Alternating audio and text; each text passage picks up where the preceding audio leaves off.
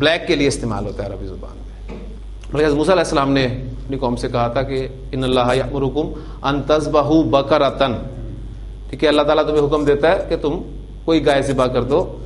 تو اس کے پھر گائے کے بارے میں ان کے سوالات جو ہیں وہ شروع ہو گئے تھے کہ گائے کیسی ہو، اس کا رنگ کیسا ہو، مختلف. تو اس میں جو پہلا سوال ان کا کہ اس کا رنگ کیسا ہے، ما لونھا، اس کا رنگ کیسا ہے، تو جواب دیا گیا تھا کہ انھا بقرۃ صفراء. اب بقرۃ آپ دیکھیں گولتا آ رہی ہے اس میں، تو اس کا مطلب گائے حقیقی مؤنث ہی ہے، کیونکہ اس مقابلے میں اس میں علامت بھی ہے گولتا، اور ویسے بھی وہ حقیقی مؤنث کی زمرے میں آتی ہے. اب اس کے لیے جو صفت استعمال کی گئی ہے زرد کی، وہ صفراء استعمال کیا گیا. اور یہ کلرز ایسے ذہن میں رکھیے گا کہ کلرز، یہ صفات جو ہوتی ہیں، یہ اردو میں تو ان کی تقسیم اتنی کمپریہنسو نہیں ہوتی، اس لیے کہ ہم گائے کے لیے بھی زرد رنگ استعمال کرتے ہیں، ٹھیک، اور زردے کے لیے بھی زرد رنگ استعمال کرتے ہیں. ٹھیک ہے، زردے کا رنگ کیسا ہے؟ زرد. اب زردہ مذکر ہے کہ مؤنث ہے؟ مذکر. اس کے لیے بھی ہم اردو میں زرد لفظ استعمال کر رہے ہیں اور گائے کے لیے بھی زرد کا لفظ استعمال کر رہے ہیں. تو زرد مذکر کے لیے بھی زرد، مؤنث کے لیے بھی زرد. لیکن عربی زبان میں ذہن میں رکھیے گا کہ اگر آپ صفات بیان کرنا چاہتے ہیں تو مذکر کے لیے علیحدہ لفظ استعمال ہوگا اور مؤنث کے لیے علیحدہ لفظ استعمال ہوگا. تو یہ زرد جو ہے ورڈ، یہ مؤنث کے لیے ہے. یہ آپ کو ایگزامپل بہت اچھی سمجھ میں آئے گی. آپ کا بیت اللہ میں جو بلیک کلر کا پتھر نصب ہے، اسے آپ کیا کہتے ہیں؟ اسود. اسود. اب وہ پتھر چونکہ مذکر ہوتا ہے عربی زبان میں، لہذا اس کے لیے جو بلیک کلر استعمال کیا گیا ہے، اس کے لیے لفظ استعمال کیا گیا ہے، وہ کیا گیا ہے اسود. اور بلیک اگر آپ مؤنث کے لیے استعمال کرنا چاہتے ہیں تو وہ سودا ہوگا. اس طرح گرین کلر اگر آپ مذکر کے لیے استعمال کرنا چاہتے ہیں وہ بنے گا اخضر. اخضر. اور لیکن مؤنث کے لیے وہ خضرا ہو.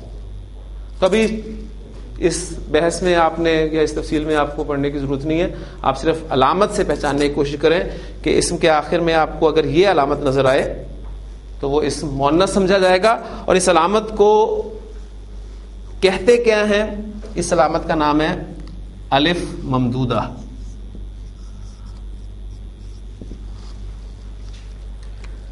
یہ الف ممدودہ ہے آپ کی علامت.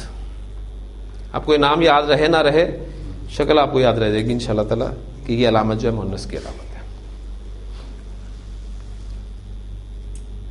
مؤنث کی تیسری علامت بھی ہے، کسی اسم کے آخر میں آپ کو یہ علامت نظر آئے. مثلا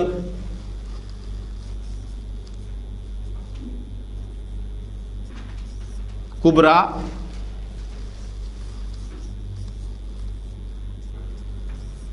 صغرا. ابھی چونکہ الفاظ ہم اردو میں استعمال کرتے ہیں اس لیے کوئی آپ کو پریشانی نہیں ہوئی، یہ ہوتے مؤنث نام ہی ہے، لڑکیوں کے نام ہی ہے. کبرا، صغرا. لیکن ہٹ کر ان الفاظ سے ذکرا، نصیحت کے لیے عربی زبان میں لفظ استعمال ہوتا ہے ذکرا.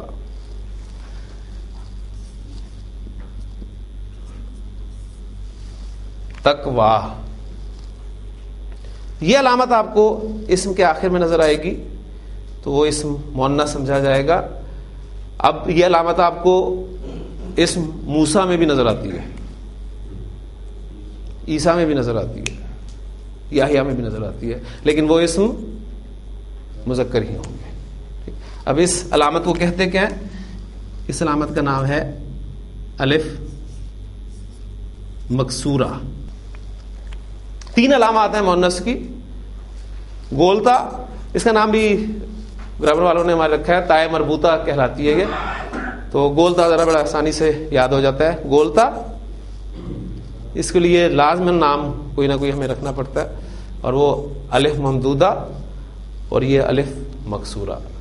تو عربی زبان میں کسی بھی اسم کے آخر میں آپ کو ان 3 علامات میں سے کوئی علامت نظر آئے تو وہ اسم جنس کے اعتبار سے مؤنث سمجھا جائے گا. آپ کے سامنے کوئی اسم آتا ہے آپ اس اسم کی جنس کا تعین کرنا چاہتے ہیں کہ عربی زبان میں یہ اسم مذکر استعمال ہوگا یا مؤنث استعمال ہوگا، تو سب سے پہلا کام آپ نے یہ کرنا ہے کہ آپ اس اسم کے معنی جاننے کی کوشش کریں گے. معنی پتہ چلنے کے بعد آپ کا فیصلہ ہوگا کہ یہ حقیقی مؤنث ہے یا غیر حقیقی مؤنث کی طرف جا رہا ہے، کیونکہ ہم نے اسم کو مؤنث ثابت کرنا ہے. اگر وہ ثابت ہو جائے تو بہت اچھی بات ہے، اگر ثابت نہیں ہوتا تو وہ مذکر ہے. اب اس پہ مزید ایگزامپلس کے ساتھ پریکٹس کریں گے. تو پھر پچھلے سبق کو ذہن میں لائیے. جنس مذکر مؤنث، ہر اسم مذکر جب تک اس کا مؤنث ہونا معلوم نہ ہو جائے. مؤنث کی 2 اقسام، حقیقی غیر حقیقی. غیر حقیقی کی 2 اقسام، علامتی سمائی. تو علامتی مؤنث تک ہمارا سبق مکمل ہو چکا ہے. اب ہم سمائی مؤنث کی بات کرتے ہیں. سمائی مؤنث غیر حقیقی مؤنث کی وہ قسم ہے جس میں علامت تو مؤنث کی کوئی نہیں پائی جاتی، لیکن ہم اہل زبان کو اسے مؤنث بولتے ہوئے سنتے ہیں. ان اسماء کا انحصار مکمل طور پر سننے پر ہوتا ہے، سماع پر ہے، لہذا انہیں مؤنث سے سمائی کہا جاتا ہے. ہمارے بزرگوں نے جب الفاظ کو کھنگالا، انہوں نے عربی زبان میں جو بامانی الفاظ استعمال ہوئے تھے ان کی تہ تک وہ پہنچے، تو ایک تو انہیں غیر حقیقی مؤنث میں علامات نظر آ گئی مؤنث کی، جس میں انہوں نے انہیں علامتی مؤنث کا نام دے دیا. لیکن اس کے علاوہ بھی بہت سارے الفاظ انہیں ملے جن میں علامت نہیں تھی، لیکن اہل زبان یعنی عرب انہیں مؤنث بولتے تھے، لہٰذا انہوں نے ان کی کچھ کیٹیگریز بنا دی کہ اچھا یہ کیٹیگریز جو ہے عربی زبان میں مؤنث بولی جاتی ہیں. وہ کیٹیگریز کون کون سی ہیں وہ میں آپ کے سامنے لکھ دیتا ہوں.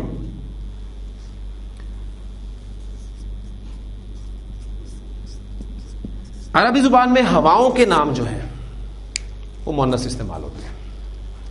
صحیح اپریشیٹ آپ کریں گے ان باتوں کو، ان قواعد کو جب جملے بنیں گے. اصل میں ٹھیک ہے، ہوا چل رہی ہے، ٹھیک. اب ہوا کا لفظ ہے، اردو میں آپ کو پتا ہے کہ ہم اسے مؤنث استعمال کرتے ہیں، تو آپ اس کے لیے ورب جو استعمال کر رہے ہیں چل رہی ہے. عربی زبان میں جب آپ ہوا کو استعمال کرنا چاہیں گے، یعنی ریحن ورڈ ہے اس کے لیے، تو اس کے لیے ورب جو آپ نے لے کر آنا ہے وہ مؤنث ہی لائیں گے، کیونکہ آپ کو پتہ چل گیا کہ مؤنث ورڈ ہے. اس لیے صحیح آپ کو مزہ اس وقت آئے گا، لیکن ابھی پہچان کرنا مقصود ہے. ہواؤں کے جتنے بھی نام ہیں عربی زبان میں وہ مؤنث سمائی استعمال ہوتے ہیں. ریحن، سرسرن، تیز ٹھنڈی ہوا سرسر. اس کے بارے میں سورۃ الحاقہ میں الفاظ جو ہیں، فَأَمَّا عَادٌ فَأُهْلِكُوا بِرِيحٍ صَرْصَرٍ عَاتِيَةٍ، انہیں تو سخت ٹھنڈی ہوا سے جو ہے وہ ہلاک کر دیا گیا.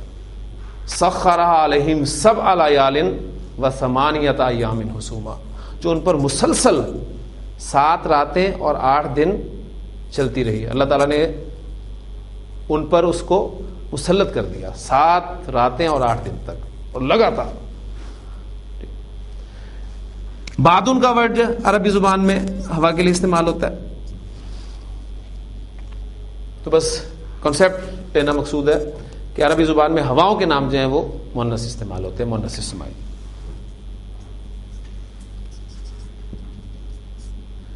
شراب کے نام عربی زبان میں مؤنث استعمال ہوتے ہیں.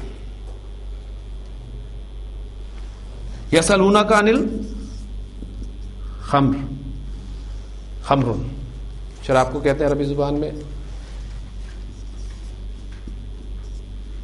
تلاؤن کا ورڈ ایک استعمال ہوتا ہے شراب کے لیے، اور باقی اس کے نام جاننے کی ضرورت بھی نہیں ہے ہمیں. تیسری کیٹیگری،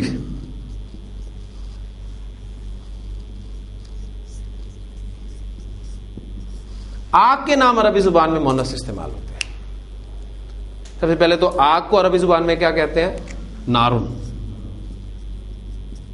اردو میں بھی ہم آگ کو مؤنث استعمال کرتے ہیں. آگ ٹھنڈی تھی، ٹھیک، ٹھنڈی ہوتی تو نہیں ویسے، لیکن بہرحال اس کے لیے مؤنث کا لفظ ہم استعمال کرتے ہیں. تو عربی زبان میں نارن ورڈ جو ہے یہ مؤنث ہی ہے. پھر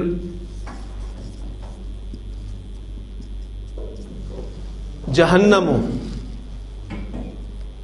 اب یہاں ایک چیز آپ نوٹ کر رہے ہیں کہ نارن ورڈ آپ کا تنوین کی وجہ سے کیا ہے؟ منصرف اسم ہے.